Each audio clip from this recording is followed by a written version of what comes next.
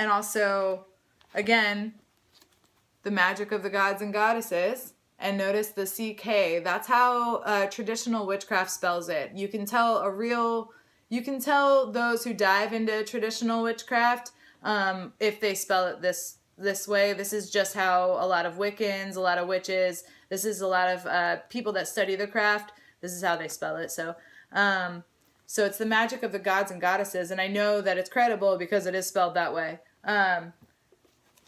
I also want to tell you on a side note that you want to make sure that your producers of your literature that you're doing your research on are credible. Look into them. Don't just take it as face value. You have to understand that in order for it to precisely resonate with you, it has to come from a credible source. When you dive further into this craft, you'll understand that you start seeing prophecies come true. You start being more aware of your divination, your clairvoyancy. Everyone is psychic. Everyone. That's we all have, and I'm going to do a video on this. We all have a pineal gland, and that is the best tool you can possibly use, especially for wanting answers during meditation or trying to find guidance through synchronicities. So yeah, just make sure that you're doing the research on the authors and the things you look up on social media. Again, it is trial and error, so if it does resonate with you, then you can try it. But I want to say be wary, because it's a very fragile line between this world and the next. So understand that, and I'll do a video about this as well, protection is key. You need to protect yourself. There's a lot of entities joining together at this world, whether they be higher dimensional or lower dimensional. They're all meeting in this world as a middle ground. So you need to understand that a protection as a human being, seeing as we are part organically from this earth, you have to protect yourself.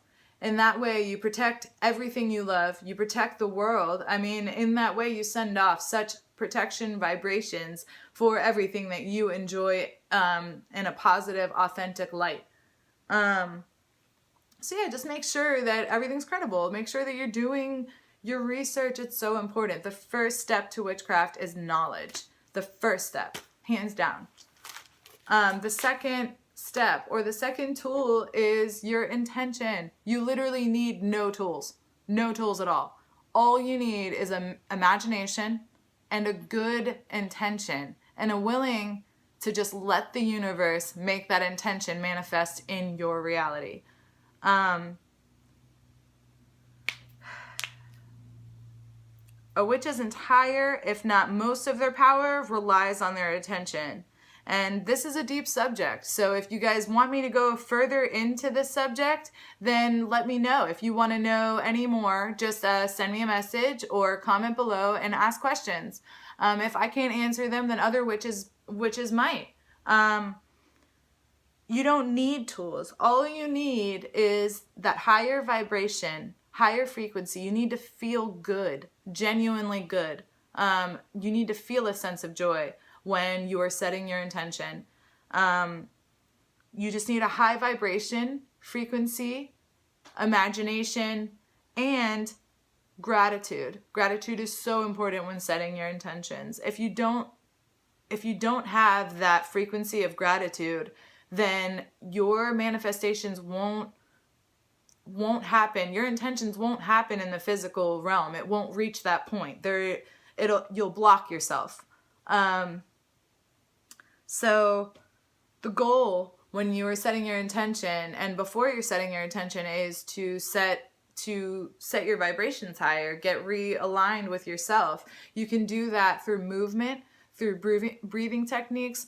Oh, and when I say movement, I mean like yoga, fitness, dancing even. Dancing emits such a great, powerful emission of frequency. That's why we all know in our hearts when to dance, when to celebrate. Our body wants to celebrate this manifestation and this intention coming to life. So let it. Sing, dance, do whatever you need to do to lift your vibration. Music is a great way to do that, especially if you are a musician and you create your own music. Try incorporating that higher frequency, that higher vibration in your music before setting your intention. you need to basically just focus.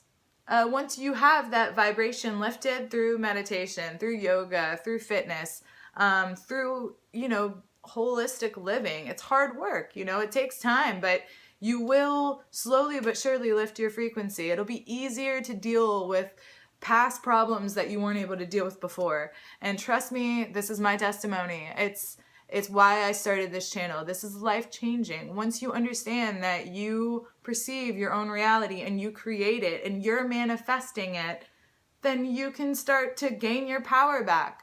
Your power is in the way that you manifest your life. So make sure that you're manifesting in a way that you're going to look back and be so grateful. Be grateful on your deathbed. Be grateful in the higher realms that you live this life and you're able to transcend beyond this dimension now.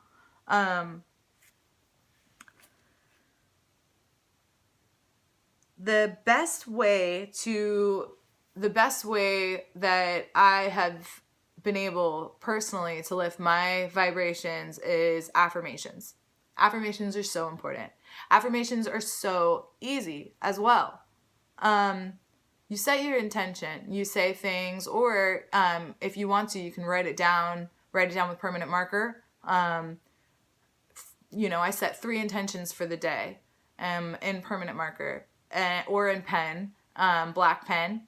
And I say, my first intention is to be aligned with my soul's purpose and my authentic self. My second intention is to make a successful witchy YouTube channel. And my third intention is to be confident and courageous. When you set those intentions, I want you afterwards to say 3 affirmations, kind of concreting those intentions. So when I say that, my first intention is to be aligned with my authentic self and my soul's path, I'm going to say it as if I'm doing it now. So I am aligned with my soul's path and my authentic self. My second intention, I have a successful witchy YouTube account that other witches can network through. My third intention is to be courageous, confident, and bold. I am courageous, confident, and bold. Since you are creating your own reality, and like I said, the number that you can use to create that is a very good tool to use to manifest is the number 3. So when you're writing these affirmations, after you set your intention, write them 3 times. It's a great way to memorize it. And throughout the day, when a problem occurs, you're able to go back into your memory bank, basically, your subconscious, and tell yourself, I am confident, I'm courageous. If there's people, I work in retail, so if there's people that come up, if there's customers that come up that are upset with me, before they even come up, I take a deep breath because I can sense that there's tension. I can sense that their energy is tension and I'm protecting my own. So I take a deep breath and I say, I am courageous, calm, and confident. I am courageous, calm, and confident. I am courageous, calm, and confident.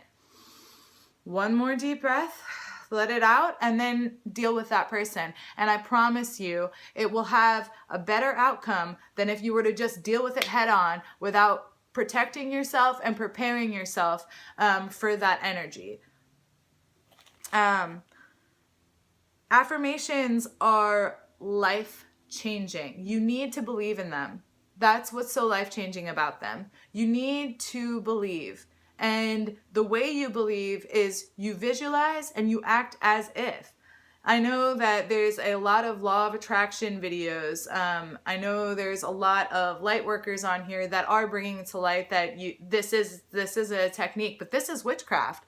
That's what that is. You are taking your electromagnetic pull that you know that you have, and you are basically attracting not only those qualities out of nature, but you're also rewiring your subconscious.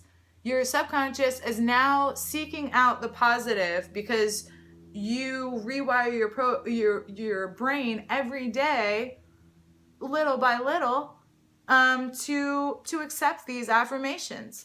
And part of that is belief. So you have to have an open mind, and you have to be willing to believe in these affirmations. You have to act as if. Along with the positive affirmations, and you can do more research, and if you guys want, I can do another video about that. But along with these positive affirmations, gratitude.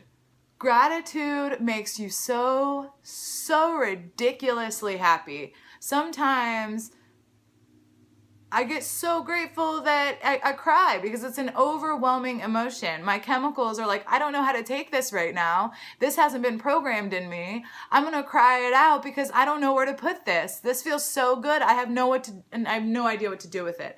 And it's funny because once you become more aware of yourself and more aware of your vibrations and frequencies, you're able to understand that gratitude is lifting it, and you can physically feel it lifting it. And that's why you're crying. That's why you're shaking. That's why you're vibrating.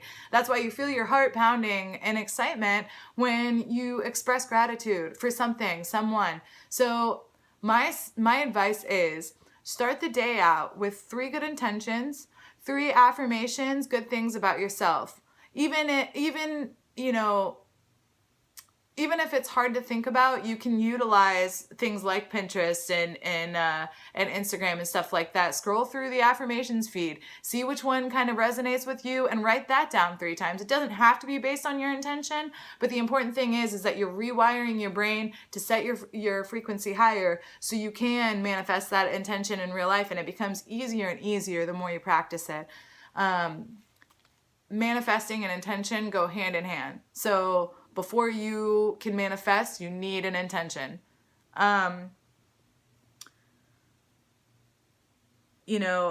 Also on the subject of gratitude and affirmations, it's scientifically proven that your cells are addictive. They're addictive, and we're addictive as human beings. It's shown in everyday life. I mean, look at the opioid epidemics that have formed over the decade. Look at all the drugs, that have formed over the decade. Look at all the problems with alcohol that have formed over,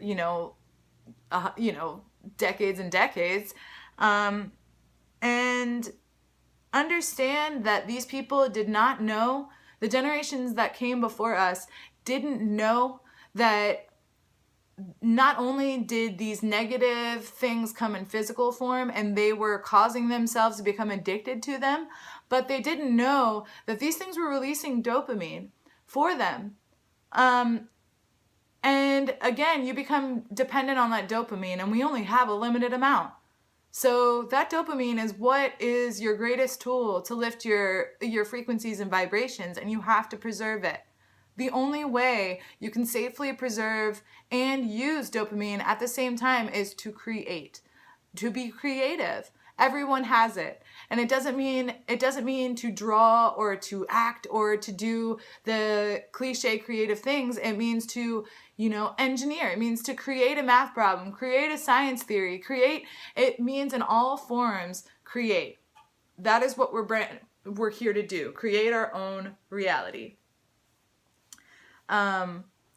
So when you are feeding your cells these things, and you're feeding your brain these things, these negative things, it's going to fiend for that. It's going to fiend for those negative things because that's the fastest way to release the dopamine, and our cells are highly addictive to whatever we give them. So make sure that what you're giving them is positivity and love and light and peace and harmony. Make sure that you're doing the work you need to do to heal past old resentments, old traumas, things like that. And it's hard work. I'm not saying it's hard. It's not hard work. I'm not saying it's easy. I've been literally working on this since 2016 on how to rewire my brain, how to reprogram my beliefs, because in 2016, I finally came to the realization that I'm creating all of these scenarios for myself due to my limiting beliefs, my negative beliefs about myself, and not knowing who I am. So just understand that, we are magnetic. We attract what we like, basically. We attract, and it's crazy to think that you might like fear. It's crazy to think that you might like those lower vibrational emotions, but it's a possibility. Everyone does. Everyone gets addicted to their fear. And it's an easy thing to get addicted to. But it causes a portal within yourself for lower dimensional thoughts, beings, entities. It causes a portal. Just like thinking positive thoughts, meditating, affirmations, gratitude, all that opens a high density portal. And the more you meditate, the more this portal opens and you're able to see the truth behind humanity. I'll go more into further detail about meditation visions that I have, but for now, I want you guys to comment to let me know what tools would be good to make a video on, what type of interest you guys have as witches, as beginner witches or experienced witches. Let me know if you're curious about any of this. Knowledge and intention, again, are the very two things that are important for witchcraft, for the craft. And the more you dive into the subject, the more you'll realize that everyone is waking up to the fact that they create their own reality and they can manipulate the energies and frequencies around them. And that's all the craft is. It's a theory. And it's your theory, it's your belief, it's the theory you've proven over and over again to be true. That's your belief. So just make sure that you tune in next time. Next week I'll be making a video on the third eye chakra, because I feel like more so, aside from knowledge and intention, it's important to understand the power that your third eye chakra holds. It's important to understand that is a portal also for your soul to communicate through. So understand that the chakras and your third eye chakra, your pineal gland, is an important factor for your craft and your divination and your clairvoyance and your intuition, your imagination, your dreams, everything.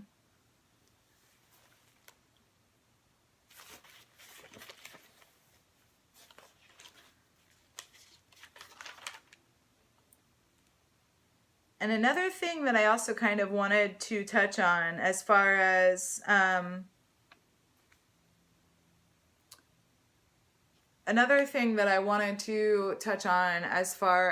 setting your intentions and creating your own belief system and gaining your knowledge throughout this craft and throughout this journey, the spiritual journey, is visualization, your imagination. So not only with this craft do you learn how to let go of past resentment, let go of old pain, let go of things that you can't control, let go of negative energy and vibrations, and learn how to lift your vibrations and manipulate the energies and vibrations around you, but you also learn how to connect with your inner child. And your inner child is important because that provides the imagination you need to visualize your intentions coming into the physical reality. I'm also probably going to do another video about that as well, because it is so important to be in touch with your inner child any way that you possibly can. Because that is what you imagine in your third eye in the spirit realm is what is going to manifest in the reality. So again, I am Old Soul New Life. Let me know any ideas or any comments, what you think, what's going on. Feel free to network with each other. You can follow me on Instagram at Old Soul New Life. And I also share different experiences, my own personal experiences. I've shared my own personal spiritual journey from 2016 basically till now on there. So if you want to get a lowdown of my personal life, that's where you can go. Again, it was great talking to you guys, and I love you guys, and I want you to know that I am so, so grateful, so honestly grateful for you guys. I feel so much love and support, and I'm so happy to put this out into the world and finally start this process. Finally start this process with you guys. Again, if you have any questions, just leave it down in the comments, or message me on Instagram if you already follow me there. And don't forget to subscribe and like and press the bell for notifications, because this helps spread the word. This helps get people conscious. This helps people understand and connect the dots. So make sure that you're doing your part in spreading your light and love. And hopefully someone sees this and it resonates with them and it makes sense to them. And it just really kind of awakens their true power. You have the power. So take it back. Take your power back. The modern day is not what you think it is. So take your power back and make it what you think it is.